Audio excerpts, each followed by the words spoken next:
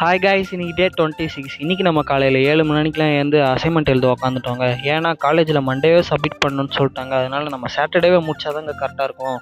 அது எழுதி முடிக்கிறதுக்குள்ளே 9 மணி ஆயிடுச்சுங்க. எடுத்த பசிக்கு கீழே போனால் குளிச்சுட்டு வாப்பா, அப்போ தான் சாப்பாடுன்னு சொல்லிட்டாங்க.